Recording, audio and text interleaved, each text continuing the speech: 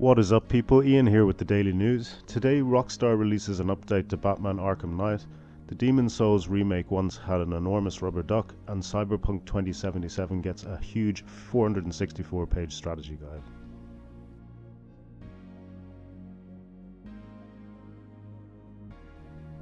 Rockstar has released an update to the 5-year-old game Batman Arkham Knight.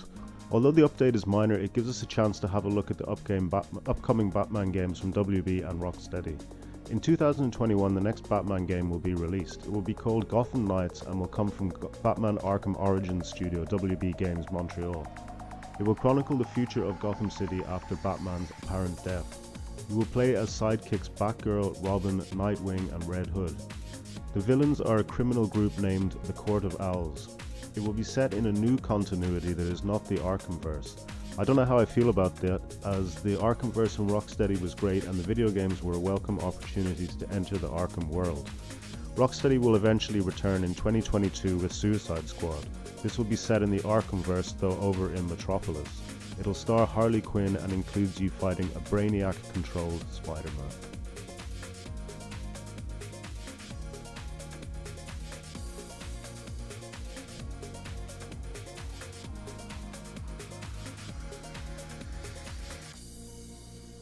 Colin Harris, a technical artist who worked on the Demon's Souls remake, shared a video on Twitter of a horde of rubber ducks being used to test the game's tech and effects.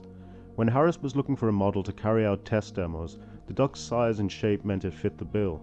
It didn't hurt that it was also a funny juxtaposition to see a bright yellow rubber duck sitting in an incredibly detailed dark fantasy environment, he said. Harris explained they multiplied and eventually morphed into a giant duck boss as you would find in Demon's Souls, but the model had to be deleted to prevent it accidentally slipping into the final product. Sony previously corrected a Demon's Souls trailer which suggested the game would come to PC and other consoles, clarifying unfortunately the game would be a PlayStation 5 exclusive.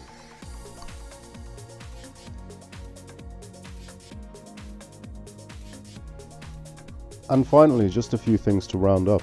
Cyberpunk is getting an official strategy guide. Cyberpunk 2077, the complete official guide, releases on December 10th alongside the game, and it looks pretty thorough.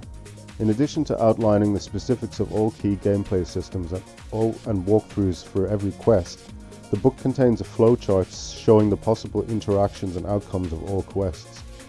I bought a similar RPG guide to Fallout New Vegas before, and these things are really great. They must take so much work to create with all the artwork and everything. The artwork is actually really great, and it's a good way to get artwork for the game by buying a physical guide without actually having to fork out loads of money for merchandise.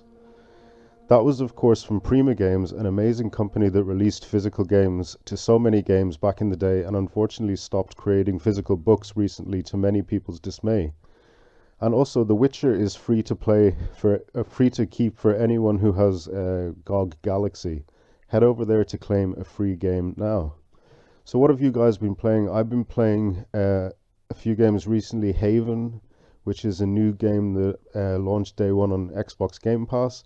It's an interesting game where you're kind of out like hoverboarding around for some of the time, but then the rest of the time you're inside, and it's like a relationship simulator where it's like an RPG, but you play the answers that you give to your girlfriend or boyfriend in a relationship.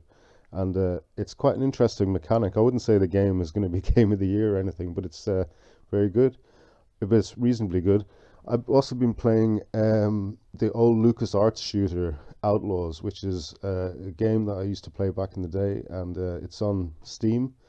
It's really good, and I might upload some gameplay for these games at some stage in the future. So with all that said and done, have a happy Christmas everybody. And I'll see you in the next video.